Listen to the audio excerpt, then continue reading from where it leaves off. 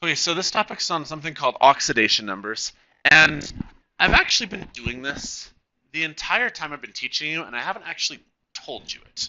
Okay. You know how on this practice diploma question I did a few slides ago here, I started putting the numbers of +2 and -2 and 0 in there? And that kind of made intuitive sense to you guys.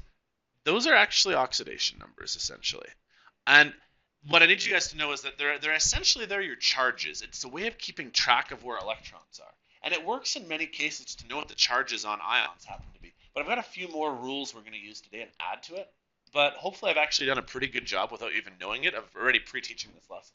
So I'm going to do something I rarely do. I'm actually going to read off my slides here. Some reactions are not adequately explained with redox theories. So sometimes we need these oxidation numbers as a method, and I like the way they put this here, electron bookkeeping.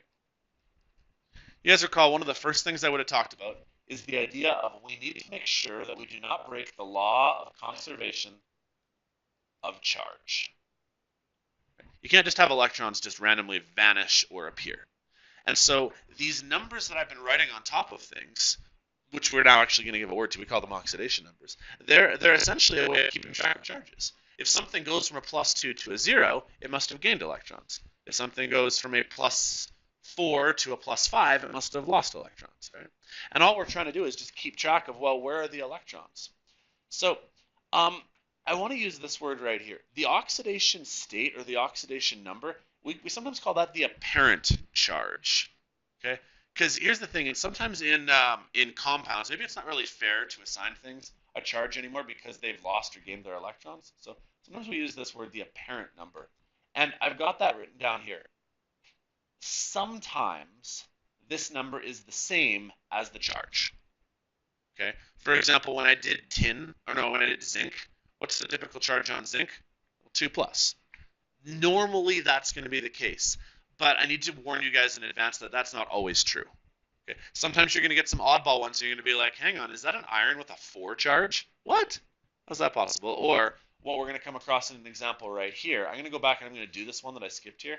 I'm going to tell you the charges for this last one that I skipped, and then later I'll give you the rules for it. But the charge is actually going to be -2 and +4. And that leads to a bit of a huh moment, because what's typically the charge on a sulfur? Yeah, it's typically -2, which leads to that whole, well, hang on, sulfur as a +4? Is that even possible? Okay. And so there's a distinction between what the actual charge is and what we call this oxidation number, which is just our record of keeping track of electrons. Let me go back to where I was right here. Sometimes the oxidation number is the same as the charge, and other times we don't really know. Typically, it's molecular compounds. You know how some compounds, they give and take electrons? But like when the molecular ones, they really share in the compound of SO2, which is what we had there, really we don't have ionic charges. It's not like one of these guys is positive and one is negative. That's not how sharing electrons works. So that's why the need for this arises. That makes sense what I'm saying? So I want to give you some rules, I think, on my next slide right here. If I can skip ahead. Here's some rules for oxidation numbers, and I think that's where I'm going to go next. It's actually what I've already kind of shown you. If you ever have an element, elements are atoms. Atoms should be neutral. Neutral things should really have no net charge, so we assign them the number 0. Right? I think you guys already get this because I've shown you this already. So sodium would be 0. Chlorine would be 0. When we did oxygen gas, it would be 0. Hydrogen is always assigned to +1. That's kind of its default setting, which also kind of makes sense because isn't the charge on hydrogen +1? However, there are some compounds that are a little bit odd. Like, for example, this one right here, lithium hydride, LiH. We have rarely, if ever, come across this. But have you guys seen on your periodic table how hydrogen can actually have plus and -1 in the corner there? I'm not sure I have ever shown you a -1 charge for hydrogen, but in theory, hydrogen can actually try to lose its electron or try to gain one more. It really can go both directions. So if you ever actually have hydrogen bonded to somebody who is less electronegative, like in this example right here, you can actually make the lithium be the +1, and hydrogen can actually be -1, which is kind of strange. Okay, next rule here. Oxygen is always a -2. Which kind of makes sense, because isn't that typically what oxygen's charge happens to be? Well, that's usually what oxygen's charge value is. But I've also got an exception here. If oxygen is in a peroxide, the only example I can really think of is hydrogen peroxide, H2O2. In order for this to work, what you actually need to do, I'll write it up here so you can see it better, is you need hydrogen to be +1 twice, and you would need oxygen to be -1 twice in order for it to be like a neutral compound. Because wouldn't the charges still need to net out to be 0? If you were to have hydrogen be +1 and oxygen be -2, if you have 2 +1s and then you have 2 -2s, would that be neutral? No. So this is an exception where sometimes oxygen can actually be a -1. Pretty much the rest of the rules are any other ion is the charge on the ion. And then you more or less you work backwards to try to figure out what the charges happen to be otherwise. And that helps you to keep track with this electronic bookkeeping way of keeping track of how many electrons there happen to be. So that's more or less what I did in this example right here. I'm going to re-erase what I did here. According to the rules of what we're going to do for keeping track of electrons, anything that's an element, give it 0. Which is what I think I already kind of showed you guys. This oxygen right here, it's an atom. Give it a 0. But any other oxygens can always be assigned a -2 unless they happen to be in a peroxide, which we don't have. Any hydrogens get assigned a +1. I don't have any hydrogens. Everything else is more or less what its ionic charge is, and you just use your common sense to fit things together.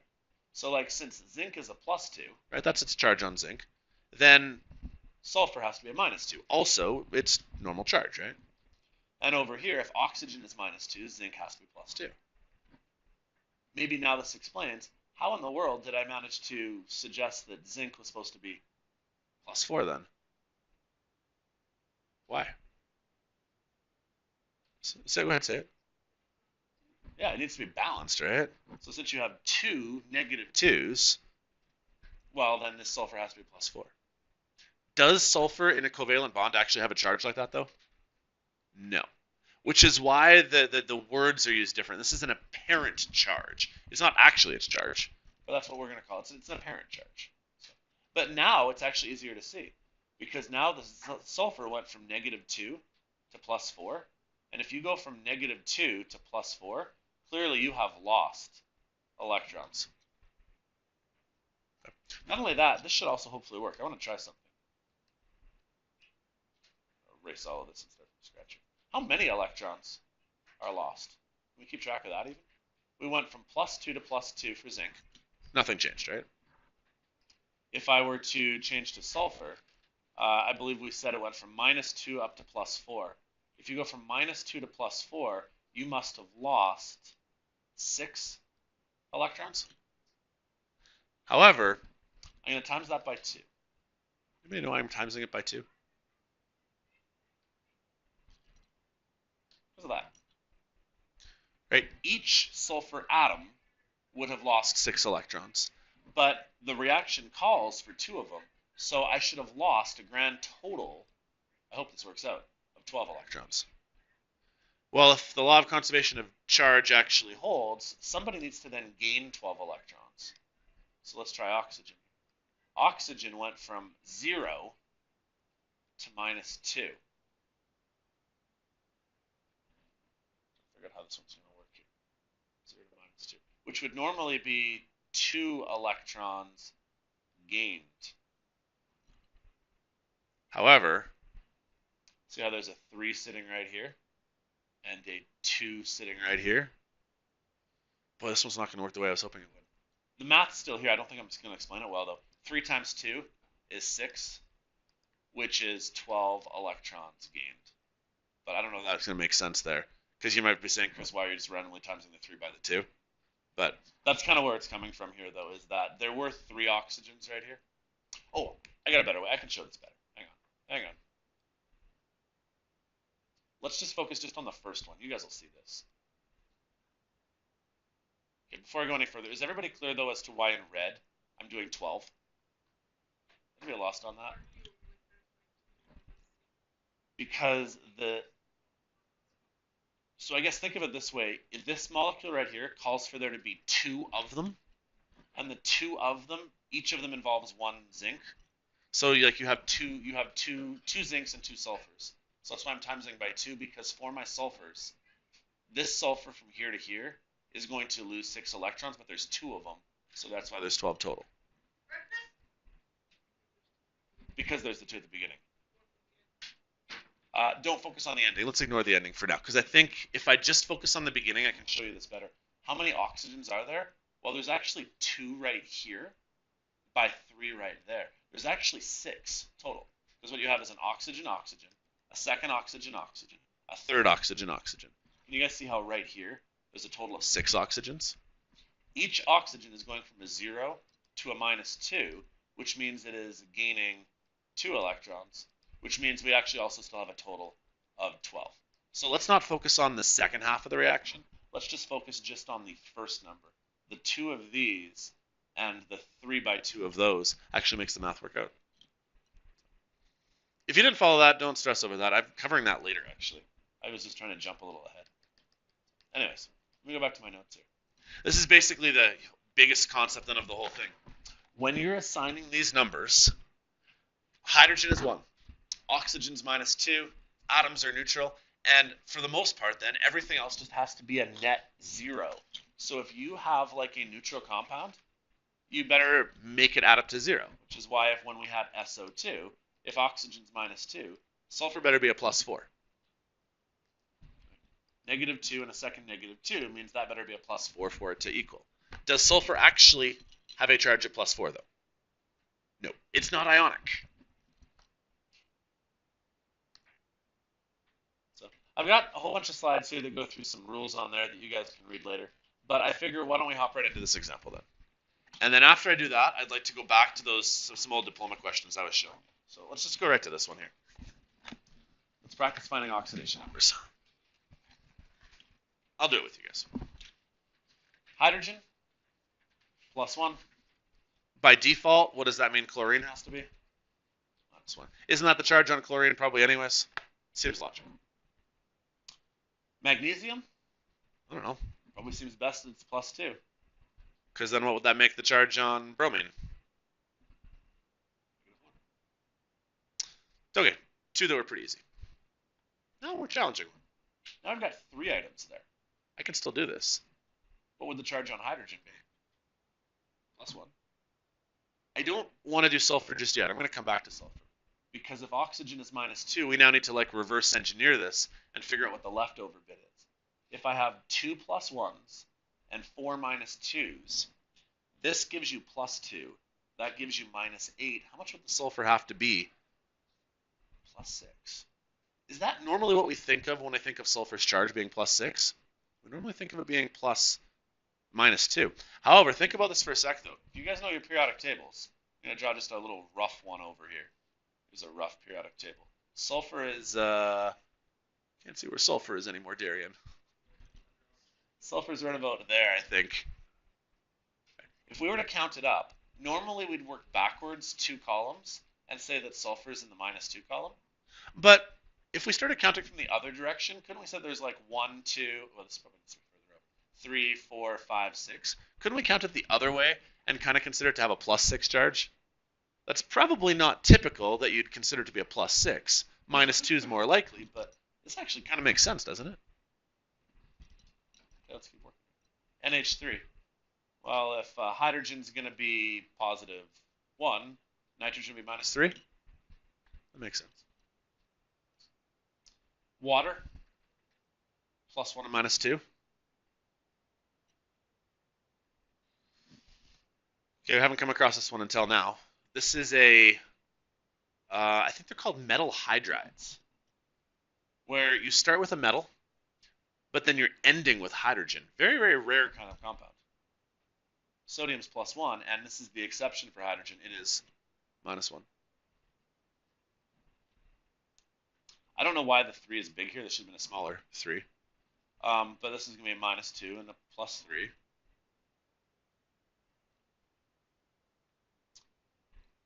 H2O2. Hydrogen's +1. Oxygen is normally -2, but in this case, though, -1. Exception. Okay, here's a weird one. OF2. Is this ionically bonded? What is normally the charges of oxygen? Well, -2. What's normally the charge of fluorine? Well, probably -1. But if you put a -2 with some -1s, that's not a neutral compound, is it? So by the rules that I'm giving you, it's going to have to work like this. You're going to have -2 for oxygen, and we're going to have to go with fluorine as being +1. By the rules that we've kind of set for keeping track of things, keep in mind that these are somewhat arbitrary rules here, but by the rules that we're going to be consistent with, if oxygen always gets a -2, then we just have to work backwards and figure out what the other species happens to be. Does that make sense? Which is weird because we would never think of fluorine as being a +1. But that's why this is known as an apparent charge, as opposed to like it's a charge. What about one like this, CCl4? Well, we don't really have anything firm to work off of, right? Like I don't have a hydrogen or an oxygen to like lock things into place. So we just have to use our best common sense. What is probably the charge of chlorine going to be? That's normally what a chlorine's charge is -1. Well, if that's the case, then we'd have to make carbon by default +4. Let's just talk that through. Does that seem logical? Carbon having a +4 charge? Isn't that what we learned in our bonding unit, is that carbon has 4 bonding electrons? So it can either gain or lose the 4. So that kind of makes sense.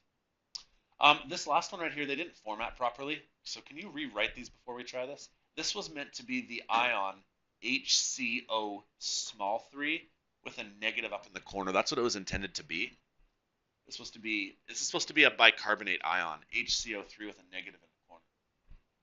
The point I'm trying to make here is that with all of our first compounds, it was supposed to net to 0. What's this one supposed to net to? Yeah, so when we're done, we have to have 1 extra electron left over. So I would say hydrogen is +1 and oxygen's -2. Now we need to work backwards. If that's a +1, that's a -2. Without accounting for this negative right here, I believe we're at -5. Because you got +1, 3 -2s. I have a net of -5. But I need there to be a negative left over when I'm done. So the answer is carbon has to be +4. If you can kind of fit that together, you need 1 + 1, you need 1 + 4, and you need that to be like ×3 for -6. This right here would then sum to equal the -1 that's kind of up in the corner. You follow that? Okay, this one's also written weird. It's supposed to be ClO3 with the negative up in the corner. I don't know why it hasn't formatted right. So, but same concept. So oxygen is -2, right? That's kind of what we've set as its default setting. So that means that we have a total of -6, but we want to have a negative left over. Is chlorine going to be +7 or +5? I'll give you 2 options. In order to make this work, does chlorine need to be a +7 or a +5? It's +5. Because when you kind of look at how this works here, you're going to have 5 positive right here. 3 by 2 will give you -6, and a 5 with a -6 will net to leave you the 1 negative in the corner. Do you guys feel like you get the idea behind oxidation numbers? Okay. As of right now, this might seem kind of arbitrary, because fluorine being +1, what? Why? Well, let me try to explain the why now. If you are stuck trying to figure out who is oxidizing and who is reducing, oxidation numbers are kind of like your backup method. If you cannot see it, if it's not like blatantly obvious as to what's happening, you can use oxidation numbers to actually reverse engineer this thing and try to figure out who is gaining and who is losing electrons, as long as you are always consistent in these rules, which is why we're very consistent with hydrogen and oxygen getting the +1 and -1 states. So I'd like to go back. Let me show you some old diploma questions here now.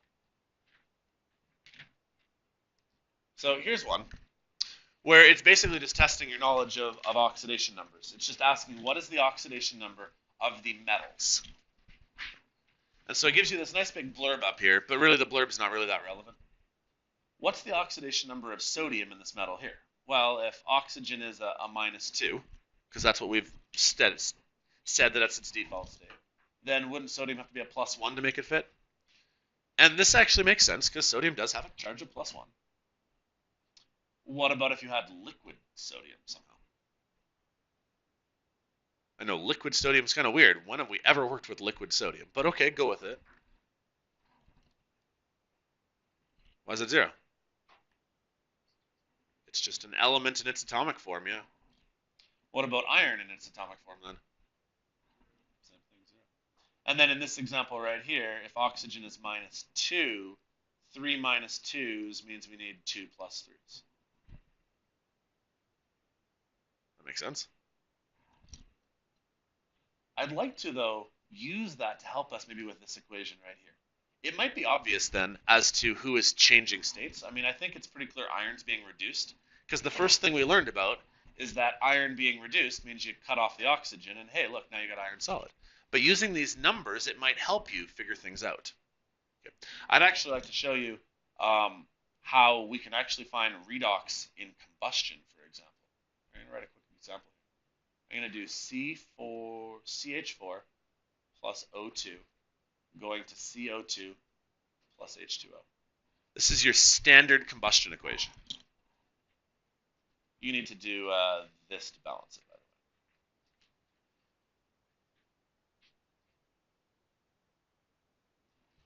way. At first glance, are we turning something into a metal? No. At first glance, are we taking a compound and reducing it, or taking a metal and turning it into a compound? Well, no. And yet, this is actually a redox reaction. Now, 200 years ago, we would have had no clue, because before the discovery of like electrons, this wouldn't have been obvious in the same way that like doing this with metals is. But watch what happens when I use oxidation numbers. Isn't oxygen going to be at 0? Because that's what we've defined it as. But then over here in this compound, won't these oxygens be -2s? And then working backwards, isn't hydrogen always +1? Which then leads to the discussion on, well, what about carbon? Okay, now we just work backwards. If you have 2 -2s right here, carbon better be a +4. That actually seems logical. Like carbon is kind of in the spot where it can either go up 4 or down 4, so +4. What about over here, though? If you've got 4 +1s for hydrogen, then carbon needs to be -4. Again, though, isn't that exactly where carbon's spot on the table is, where it can either go left and go plus or go right and go minus? Now let's look at the oxidation changes then. Right here, I had carbon go from -4 to +4. That is the loss of 8 electrons. There are electrons being lost here. Watch this. I think I'm going to be able to show this well. Who's getting electrons? Well, oxygen's getting electrons. Well, oxygen is going from 0 to -2. Now, if you're going from 0 to -2, that's only a change of 2, though, right? But watch this. How many oxygens do you actually have to work with? Look at your reactants here. Oxygen comes in 2s, and there's 2 of them. So can you guys see how there's actually 4 oxygens total to begin with here? And then 4, each of them doing 2. So you have 4 times by -2. You're actually gaining a total of 8 electrons. This is actually a redox reaction. And yet it's also combustion. Does that make sense? We never would have noticed this if it wasn't for oxidation numbers, though. Until we actually start keeping track of where the electrons are, we wouldn't have even thought this is a redox reaction, and yet it is. If this guy's losing 8 electrons, that's LeO. This guy is being oxidized. And if this guy is gaining electrons, that's GeR. It's being reduced. Here's the crazy thing. Reduced. What was our definition of reduction? It was taking a compound and turning it into a pure metal. Is that what's happening here? Well, no. But yet, clearly there's electrons being moved.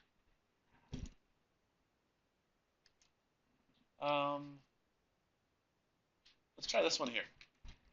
Let me give you a second to read it first, because there's quite a blurb to it. But I think that you guys, I now have given you the skills you would need to solve this question. So take a second to read.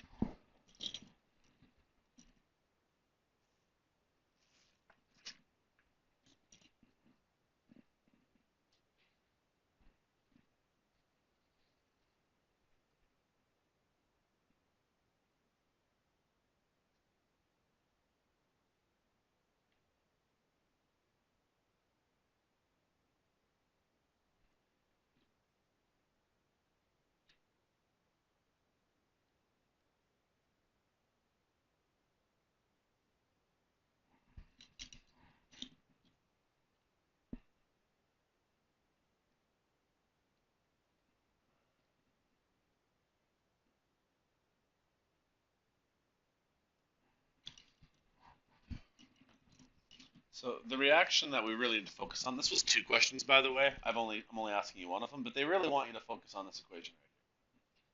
Does that look like a typical redox equation where you're producing a metal? Or where perhaps you're producing some sort of like rust, some sort of ore where it turns into Al2O3? It doesn't look like redox, and yet I think we can actually prove this using our oxidation numbers. So I'm going to write something out here. Let me make it a bit bigger off to the side here. So it's NO going to N2O and NO2. Let's use oxidation numbers to keep track. Oxygen is always -2, unless it's in a peroxide. So you're a -2, you're a -2, you're a -2. What does that mean about the nitrogens? Well, what's normally the charge on a nitrogen? Probably -3 if it's an ionic compound, but these aren't ionic compounds. So like all bets are off. I have no idea what number these are going to be. This guy right here is a +4. Is that clear? This guy right here is a +1. And this guy right here is a +2. Because again, this isn't an ionic compound we're talking about. We're talking about something that's covalent. So one thing I should show you, I guess, Darian, we're going to have to take Nick Foles off of all of there. If you guys actually go and look at the periodic table, it will actually list some of the other oxidation states. So when you get a chance, go back there and look at some of the non-metals in the corner there, because sometimes they list like a whole ton of different possible oxidation states. Sam, can you see nitrogen from there? Does it list? I think I see about 4 numbers underneath it, maybe. Does it list 4 of them there? Can you read them out to me? Can you read them out? What's listed on that table under nitrogen?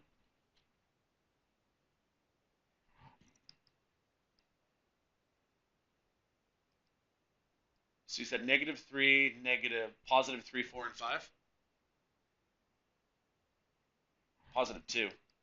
Okay. And you know what? Apparently, I bet you a +1 is also possible because clearly, like right here, it looks like a +1 would be there. So if you get an in-depth enough table, I bet you it's going to list more states. So far, we've really only ever focused on how nitrogen's -3. But if you find a more in-depth table, it sure looks like it could be something different. Does that make sense what I'm saying here? Okay, so last part, then let's answer the question.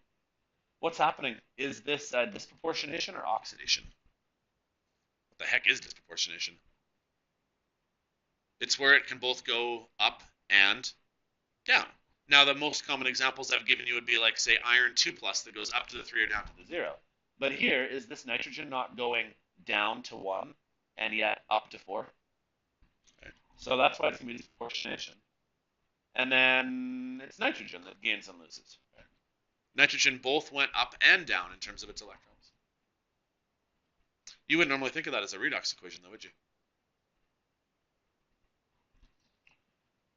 All right, you guys have questions? Okay, so I'm going to go back to my notes. I'll fill in anything I've missed, but here's what I need you guys to know. Oxidation numbers are really like your backup method, where if you're looking at an equation and you're going, I don't know who's gaining or losing electrons. Use this.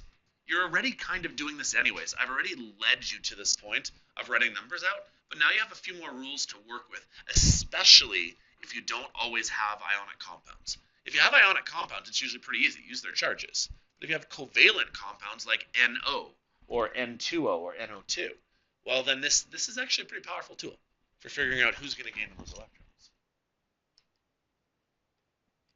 Okay, do I have anything left? Oh, I guess I have one last example. You guys want to try this? Why don't I give you guys a few minutes here? You guys see that you can figure out the oxidation numbers of everything. And I'll just throw the answers on the board in like 2 minutes here.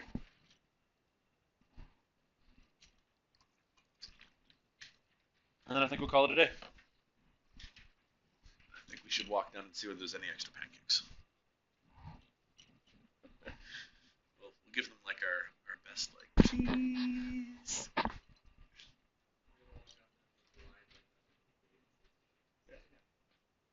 Get down on your knees and pretend to be grade sixes.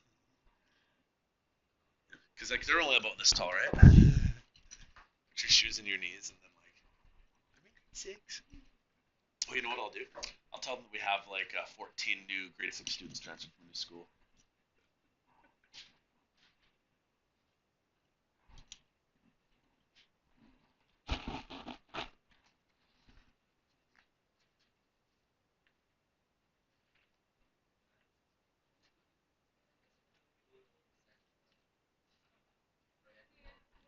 Oh yeah, the second one is screwed up. Thank you for noticing this. It's supposed to be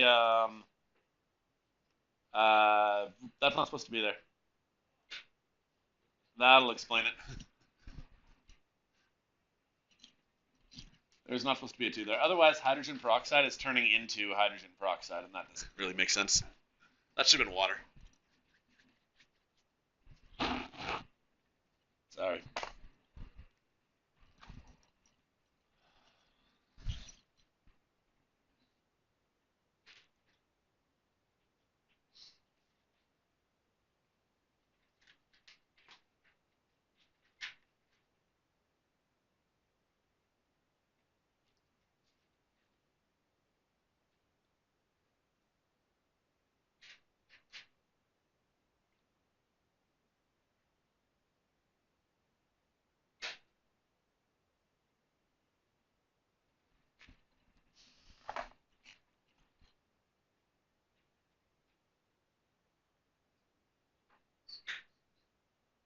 Oops, nope. Got to hit myself there.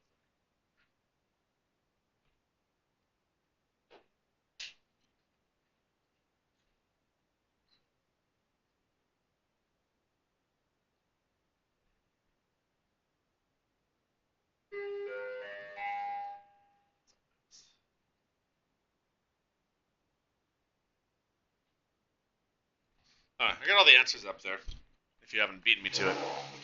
One of these equations has auto-oxidation. Which one does auto-oxidation? What is auto-oxidation? Darian, what'd you say? Okay. Explain to the class. Yeah, auto-oxidation is another word for disproportionation. And that's where the same thing both goes up and down. And so in the second one, oxygen goes from a -1 charge down to a -2 charge, but also up to 0, and it does both at the same time. Really, hydrogen's like a spectator ion in that example there. Hydrogen does nothing. It's all oxygen changing numbers. So, you guys have any questions on this?